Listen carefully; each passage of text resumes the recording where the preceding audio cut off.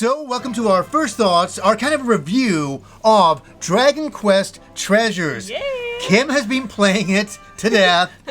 Of course. Goodbye, Kim. That's what the video is called. There's another 4-6 months, maybe? Maybe. I mean, Kim just got finished Xenoblade, and then this came out, and I said, man, you might like this game. She's like, Dragon Quest? Oh.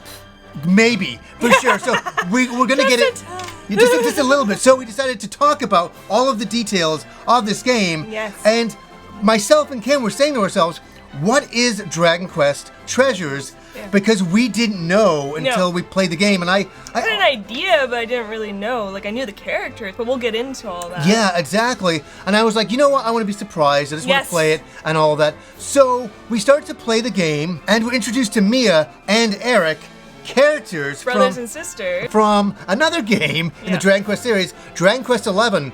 So in a lot of ways, this is kind of a prequel. Kinda, yeah. Well, they're younger, They're younger, for sure, and we're not going to say what happened to these characters or anything like that, but let's just say it's very cool that they're together and they're going exploring, and they kind of get sent out of their world into a brand new fantasy world, and what they're doing there is finding treasure. Yeah, it's in the name. It's in the name, but not just any treasure. You can find treasures all over the place, but you're also looking for the 7 dragon stones. That's the main point of the story. That's the thing that carries you through, but along the way, so many other things to do and explore. We got them all right. Treasure! And for anybody who's played a Dragon Quest game before, you get to fight classic Dragon Quest characters. I love that. Yeah, and we've got to say something here.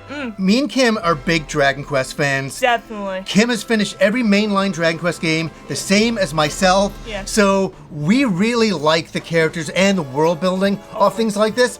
And so it's a lot of fun to fight Dragon Quest creatures in this, and the combat is different in this one. Just slightly, Slightly, yeah. It's no longer turn-based. No longer turn-based. I mean, that's what's always so interesting about Dragon Quest, that you had the turn-based. It was very fun. But here, it's more of like you're attacking. Yeah, it's more action combat. Action combat. And that's something that's kind of fun to do. At first, Kim was like, I don't know, this is so weird. She couldn't go. I was actually waiting. At one point, I'm like, okay, so it's going to be my turn. Oh, no, I have to keep going. Yeah. And I almost died because I didn't know for a second. But no, you get more involved, and it's a lot of fun to see Dragon Quest doing that style. Yeah, that action combat. And I like it. I like it.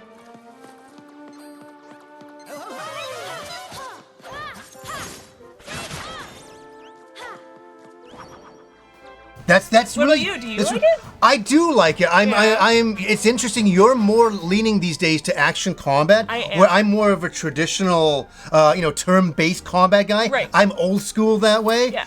But if you're looking for like turn-based combat, you're not going to get it. No. It's action, and also the unique thing here is that you're recruiting monsters into your party. Yeah, they're in your party, and they fight with you and fight for you. Yeah. So you're fighting an enemy, and they're jumping in and doing their attacks as well. Which is fun, and they can go off and do some things while they're fighting. You can collect all the gold afterwards. While they're done. I've only done that a couple of times. But. Yeah, so that's one thing that's really nice about it. And also the fortes. Oh, where, yes. Yeah, where the creatures can do different things. They have different abilities. Yeah, flying, running to help you along to find different types of treasure throughout the game. Yeah, you can jump on a slime, take you to a different level, another ridge to get up to find exactly a hidden treasure up there. So that's kind of unique and something that we really kind of like with this game. Yeah. And there's also different attacks you can use. You can use the slingshot. Oh, I gotta admit, I don't know. I'm having a hard time with the slingshot. I think it's because it's like action combat. Yeah. So you're running around and you're having a hard time just doing the slingshot. Well, while we're all fighting, I get so kind of like, oh, I gotta use the slingshot, but then like I get kind of lost and. Yeah, maybe I'm trying to hit the button. I'm like, I'm not releasing it fast enough. Yeah, I know. Practice, and that's all that is. And you can also use that slingshot for other things as well in there. To get items and things. Yeah, and the main bad guys are pirates. We have Silver Bones and his gang, and What do you think of these designs? I love it. At first, I'm like, this is a little bit different from Dragon Quest, but it kind of gives it its own unique taste for it. I really do like the pirate aspect, to be honest. Yeah, and that's the thing. This is not a mainline Dragon Quest game. No. This is a side game. Yeah. This is for somebody who likes Dragon Quest and the world kind of building of Dragon Quest. And they're doing some different things here. There's a huge world to explore. Yeah. You're kind of thrown into it. And there's a train system that kind of connects all of that. And the one thing I want to mention, this is something, we were playing it last night, I'm on the couch. You're like, oh, that looks familiar. Well, to me, and I'll put it to you guys, the conductor of the train in the game, in this Dragon Quest game, I'm like, he looks like a character that I remember from my past, from an anime called Galaxy Express 999. It looks like the conductor from that. I'll put them side by side. I just kind of saw the similarities. I may be looking into it too much because I have such an anime history, but I saw that. I'm like, that's kind of cutting it close. Kind of too coincidental for my taste, but pretty cool to see. Okay, now the big deal thing is to talk about the graphics. I'll pass it to you. What do you think about the graphics? I mean, it's Dragon Quest. Dragon Quest is always cutesy and nice. It's just, I kind of just thought it was a little bit too clean. Right. I guess coming off Xenoblade, it has a lot more detailed. In this game, it's very clean cut. Yeah. I don't know about what are your thoughts on it? I know what you're saying. So I'm coming off God of War, and I'm also coming off the Callisto Protocol. Right. So like totally like next generation games. So it took my brain a second to kind of go whoosh into these graphics, and they're cutesy, they're charming, but I mean, I think we've hit the ceiling of what the Switch can do graphically, and I think for an anime style of kind of cell shading, it's okay. But these graphics are not going to win any awards. Lots of pop-up and things while you're running through. That has to be mentioned. But I will say, it doesn't take away from the fun of this game. And that's what we're going to talk about at the very end. Is the game fun? Is it worth it for all of this? Especially if somebody's saying, should I play God of War? Should I play Dragon Quest Treasures? We'll get into that for sure. And there's the classic Dragon Quest sounds there from all the past games. So if you go sleep at a campfire, you'll hear that sound as it puts you to sleep.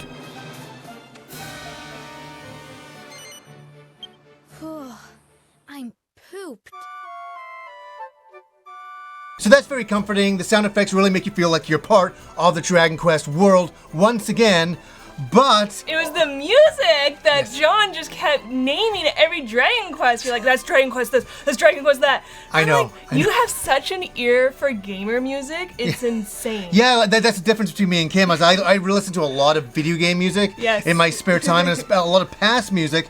And we have Dragon Quest 4 in there, we have Dragon Quest 7 in there, we have kind of redone versions of Dragon Quest 1 in there. Yeah. And that was awesome. And it's nice to hear those tunes again, kind of updated a lot of them as well for this new game. So that's kind of cool. So if you are into Dragon Quest, you do have that music there and all the sound effects and all the monsters to make you feel at home.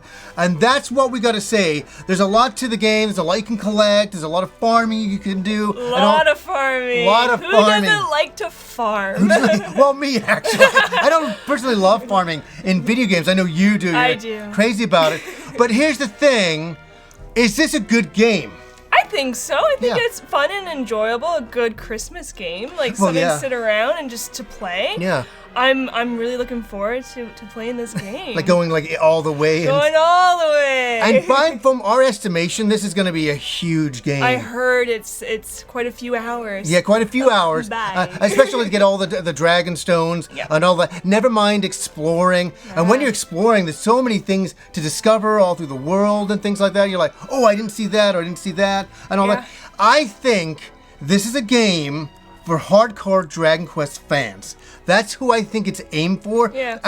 But then again, I think you can just jump in and have a good time. Have some action RPG combat, even if you don't know the game. But for me and Kim, and for all you Dragon Quest fans, I think you'll have an enjoyable time. You can even make your own base, basically your own headquarters, and organize your monsters into their own parties. And get this, you can even send your monsters off around the world to collect loot for you. As I say, the graphics aren't going to blow you away. It doesn't matter. I'm enjoying it how it is, really. Yeah, it's about the collectability, Yes. it's about discovering everything, finding all the treasure and all that, and having that kind of comfort zone of the music and sound effects there.